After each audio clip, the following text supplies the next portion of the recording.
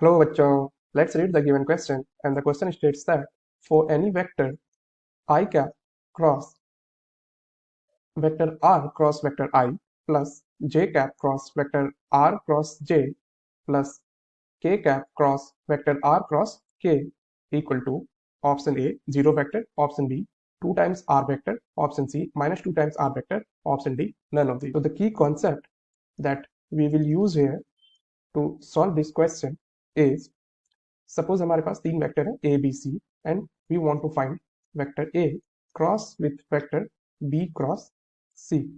सो ये जो होती है this is equal to first vector जिससे हम क्रॉस प्रोडक्ट करने वाले हैं और ये वेक्टर इन दोनों के बीच की dot product that is vector A dot vector C times vector B minus अब इस वेक्टर का इस वेक्टर के साथ dot product that is vector A dot vector B and then remaining that is vector C. तो ये आप लोग इसी फॉर्मूला का यूज करके इस क्वेश्चन को सॉल्व करेंगे. और जो यहाँ दूसरा कॉन्सेप्ट हम लोग यहाँ देखेंगे that is I cap dot I cap जो होती है और जे कैप डॉट जे कैप या फिर के कैप डॉट के कैप जब सेल्फ के साथ डॉट प्रोडक्ट करते हैं किसी यूनिट वेक्टर का तो वो होती है इक्वल टू 1.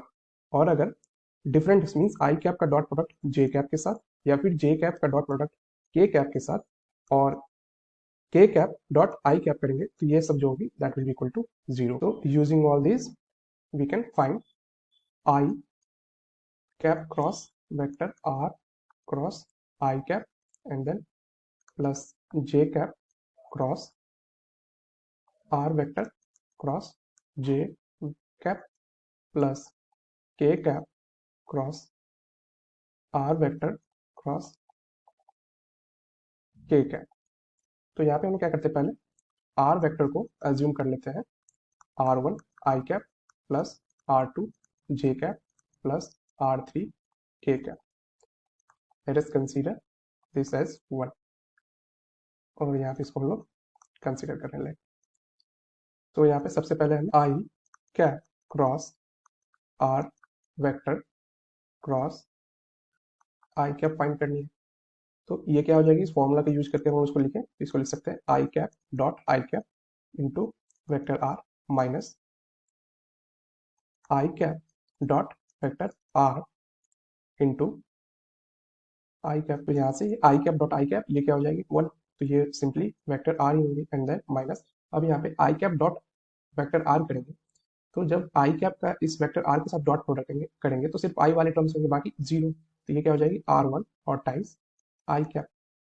सिमिलरली अगर हम लोग J cap cross vector are cross vector J find करेंगे तो ये क्या हो जाएगी वेक्टर आर माइनस अब जे के साथ मीन्स सेकेंड वाली टर्म तो सिर्फ जे वाली टर्म होगी यहाँ पे ये हो जाएगी r2 जे कैप.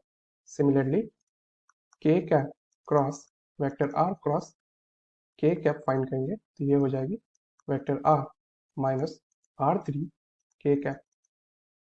तो अब इन सारे वैल्यूज को हम लोग जो हमें फाइंड करनी थी इसमें पुट कर दें सारी वैल्यूज को तो वो क्या हो जाएगी now vector are minus r1 i cap plus second वाली टर्म की वैल्यू है vector are minus r2 j cap plus third वाली टर्म की वैल्यू हो जाएगी vector are minus r3 k cap.